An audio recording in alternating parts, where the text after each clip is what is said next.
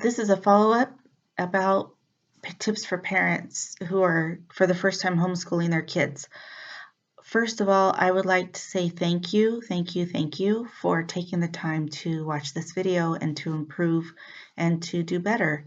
My second thing is set a routine for your child. Have your child get up in the morning by 8 o'clock so that it's not much different than what we already see in the school day. Have them get up, have them get dressed, have them brush their teeth, wash their face, set a time, make sure that they're getting a little something to eat before they jump online. Wherever they're working, make sure that their working space is like their a working space where they have the computer, a charger, pencils, tape, crayons, scissors, paper, things they might need that the teacher might ask for them to pull out so that they have it readily available. And if they have any questions, if you have any small whiteboards, let them use that with markers. If you can print out a times table chart for them to use, that would be very, very helpful, especially for students that don't know their times tables yet. This is a perfect time for them to learn all that. Just make sure that the routine is there, make sure that they have their tools, and be as encouraging as possible.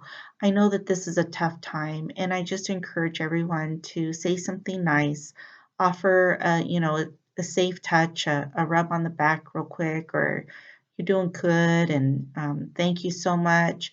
Just really show that appreciation. I know that it's tough, but you'll see that if you start to do that with your own child, that they'll start to do that back to you. And I think that it creates an atmosphere of positive vibes and respect for one another, which is really important, especially as we're looking into this, that this might not end anytime soon.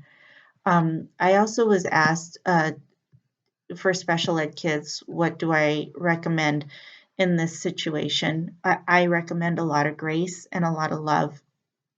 Try to be there for your child as much as you can, and make sure that you have positive words to encourage them.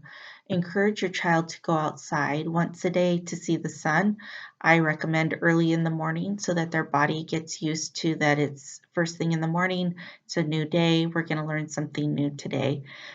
I also recommend that you are just making sure that they're drinking water and that they have breaks. Try to recognize, look for cues in your child when they're done. We don't always have the words to say when we're done, especially if you have a child that's has a disability, a learning disability. They might be frustrated, but they're going to act out in ways that you might not recognize. There's a lot of avoiding behaviors that we see in special ed students. They'll start to yawn a lot. They'll start to look around.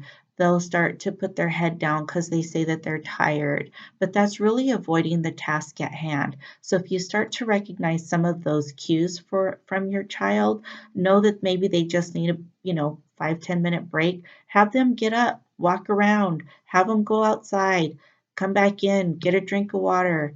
Try to tell them, it's time to get focused again. I need you to work for 20 minutes right now.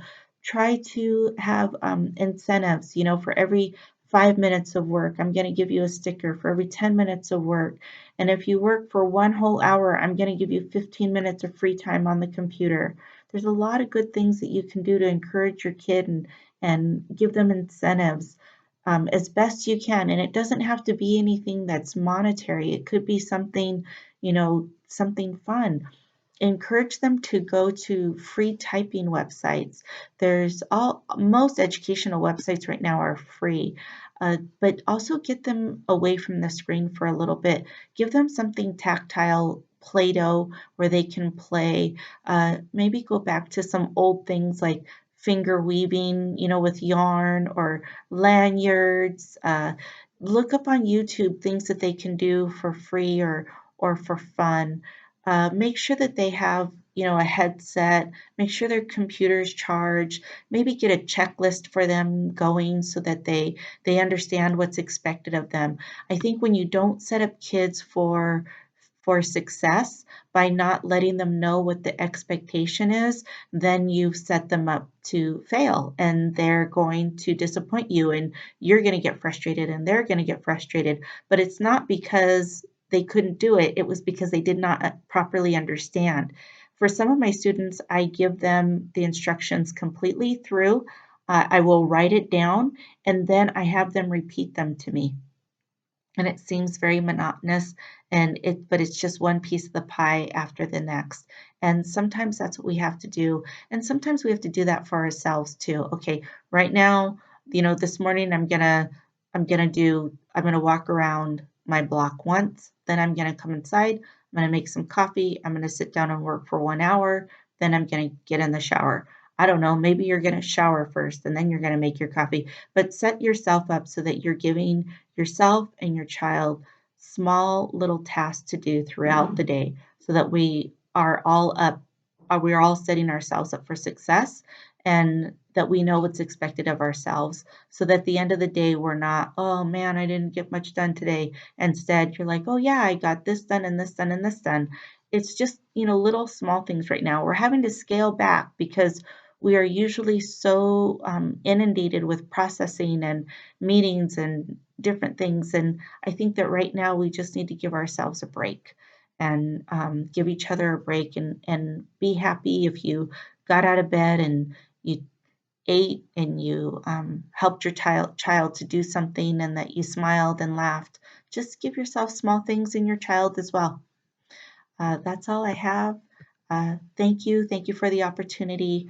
Please listen to yourself, listen to your child, and stay safe and make the best of this, because we've never had this time before, and we can really become better people after this, or we can become bitter people after this.